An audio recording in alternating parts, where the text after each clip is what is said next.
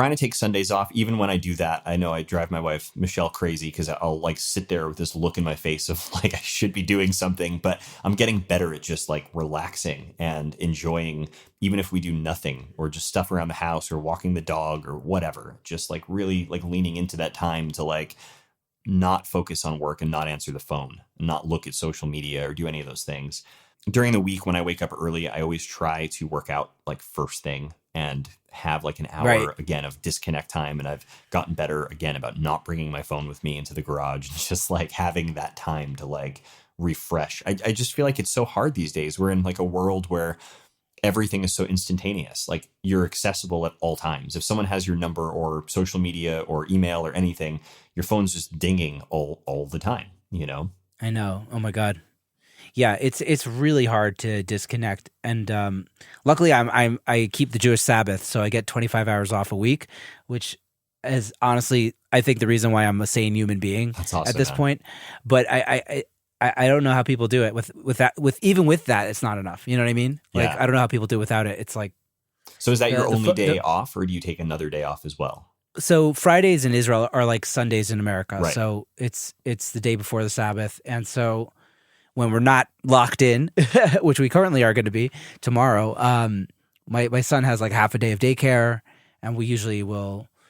Maybe my wife and I'll go out for breakfast, or maybe we'll clean the house and get groceries or whatever. So it's not just mostly because I'm a dad and because I keep the Jewish Sabbath. Like it's really hard for me to do more than 5 days a week Right. of work. You know what I mean? Yeah. Like I'm just between all those things. It's just like my plate is so full. Yeah, totally, man. Which is, obviously things I'm grateful for. So, but yeah. So, but I usually work like Sundays through Thursdays. Gotcha. That's yeah. my work week. Yeah, I think in the beginning too, I was always afraid that if someone asked if they could come in, like, well, hey, what about Sunday for me? Because that's my day off. That I would have to say, man, sure, like let's do it. Because out of fear of them, if you say no, unfortunately, that's my day off, they would just be like, all right, well, I'll find someone else to work with. But I've actually found that people do really respect that boundary. Like of just even just giving like a hard no. I mean, and maybe part of it's because I'm not just starting off anymore, but just being like, hey, I actually can't do Sunday. It's my one day off. I can't actually remember any time that anyone is like pushed on that. Like maybe once or something, and I'm like, look, I'm really sorry. Like I don't have a traditional weekend. It's just the one day for me to sort of shut my ears off, you know? Yeah. You gotta hold it. You gotta hold it safe. Like keep it precious, keep it safe, or whatever the Lord. Keep it safe. Yeah. Keep it. That's it. The Lord of the Rings. You know what I'm talking about? Of course, man. Yeah, 9th grade. That's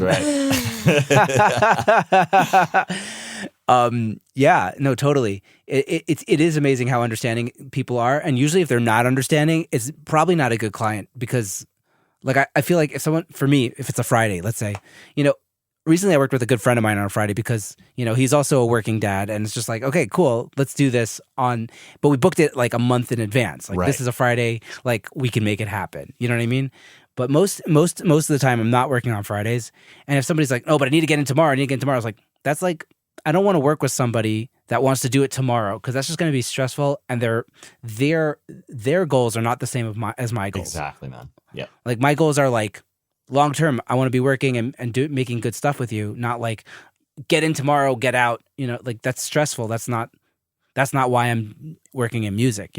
Yeah, totally, man. And there are, I also feel like sometimes if you have, like, if you're working on a project where it goes on for like, you have to work every day because like maybe you are working on a project that doesn't allow a day off. Like it's like they're coming in for 14 days and it's just plowing straight through because they're doing it a certain way where maybe there's a deadline that has to do with like a label or something, that's on that level.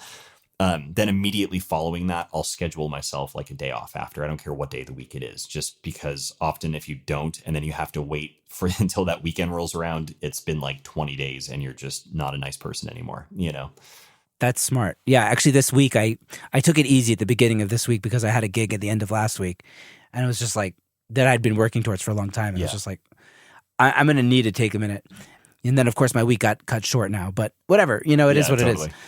Yeah, Steve, this has been really, really fun. I've learned so much chatting with you. This has been a really great conversation. I want to ask you a little bit more about the studio. Like, I know this is a place with a lot of legacy. What do you see the future for Total Access Studio? What does it look like? What are your plans in the foreseeable future? Yeah. So there's a few things I'm really excited about. First things first is just to continue building this local scene that I'm working towards, and, just to continue working with the amazing local talent that's around here. On the legacy side, as far as, and of course, by cultivating that local scene, when you start having bands that move their profile along and some of them start getting signed labels and on the radio, and that then they become the legacy in a sense.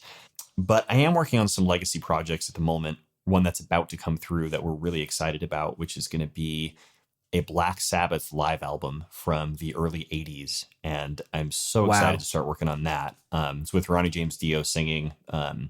So that's going to be really fun. And the other sort of thing that I've been, putting a lot of focus in, and what's sort of prevented me from having my usual one day off a week is that I just opened a rehearsal suite that's like 5 units down from the recording studio, which is actually where I am right now. It's I'm in the little like side writing room that we have set up, but it's like a full sort of like the idea of mixing an Airbnb with like a rehearsal studio. In that a band gets like their own private entry code. It's only for that one band, and it's 1,000 square feet. It's an acoustically treated room, great gear. It's like everything that's always frustrated me about rehearsal studios that I've had to go to in my life as a musician and as like a producer doing pre-pro, where you're like, God, this room sounds terrible. It stinks. It's like there are other bands there's like a polka band next door. Like there's stains everywhere. There's like no coffee, which for me is important, just like the little things, so the stinky microphones. You can't, Yeah, exactly. Just the awful smelling microphones. So I decided to create that with like the same branding that's next door. And this is actually just the first month that we're open, and it's been great, man. Like just another great way for like outreach for the area locally, with local musicians, and also with like some of the mid-level bands that we've worked with over the years. Like we have a pretty well-known band called Fortunate Youth that's coming in to rehearse. And, it's been fun, like having that mixture of bands that we've worked with over the years and people that had never even heard of the recording studio that now are coming in here to rehearse. That's amazing.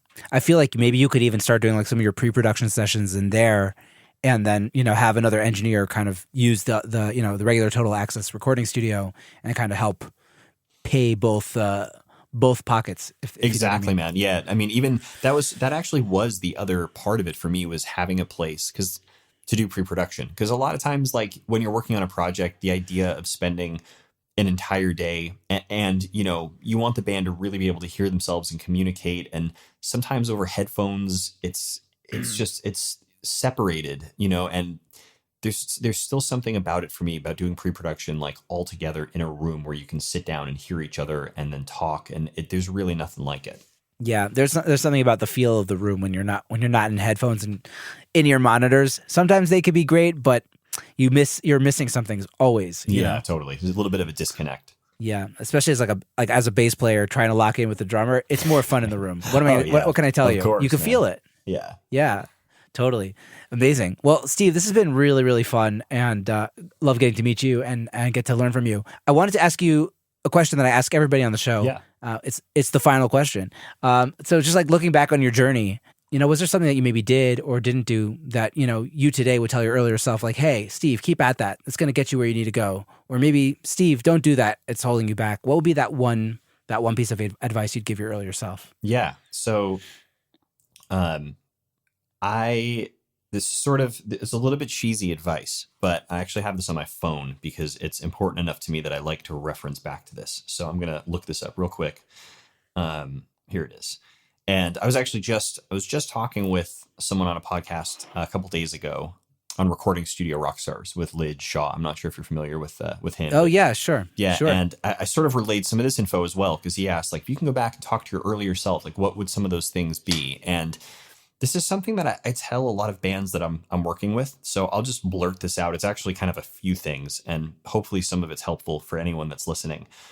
And then I can explain some of this too. So one is be great, which of course is true in anything that you're trying to do, but I'll keep going. Show up on time, show up with a positive attitude, build relationships, don't network, don't give up, be a cockroach, and zoom out and allow yourself to really track your progress and then celebrate that.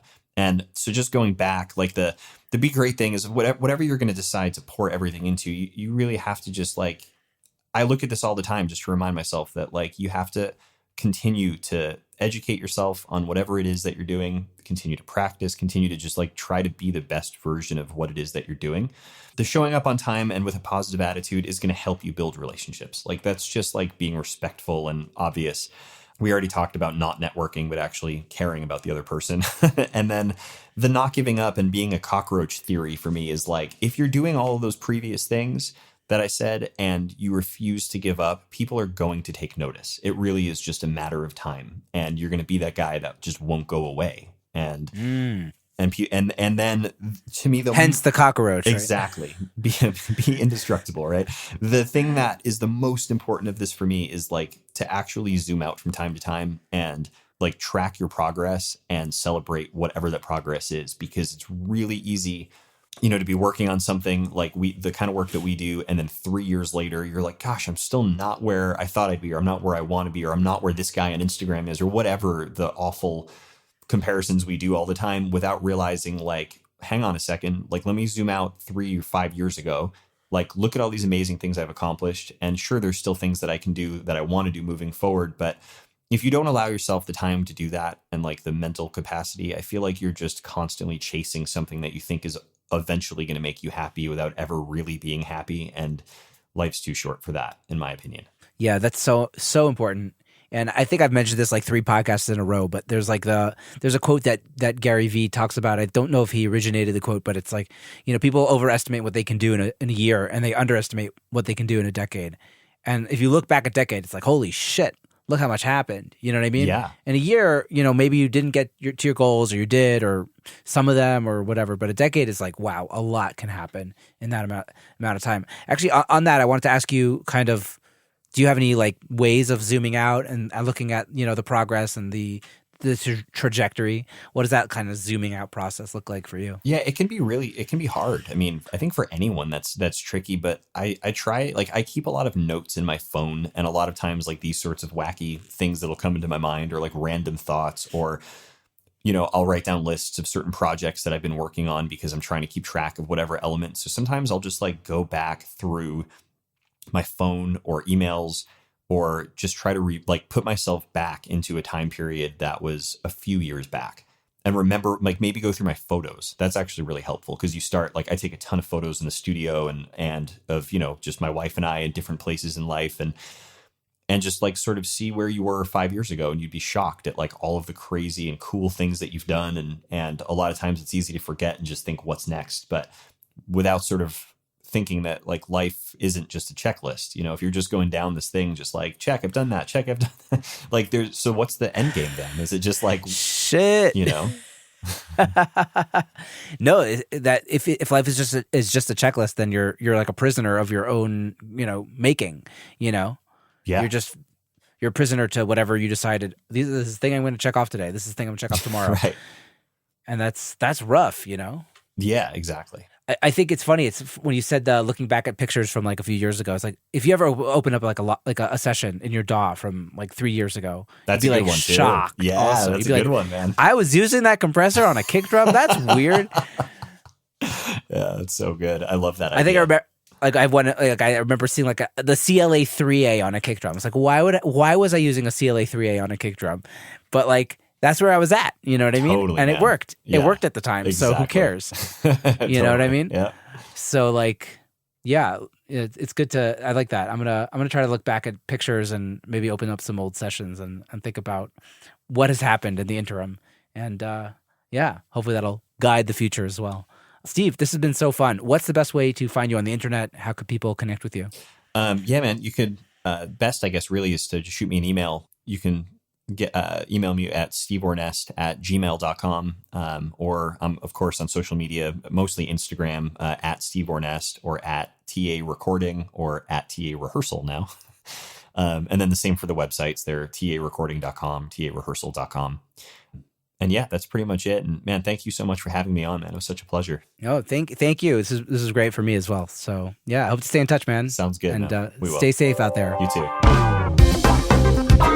Thank you so much for listening to this episode of Secret Sonics. I hope you enjoyed my conversation with Steve as much as I did. If you enjoyed this episode or any of our other episodes, I'd super appreciate it if you would go to Apple Podcasts and leave us a rating and review. It really helps the show.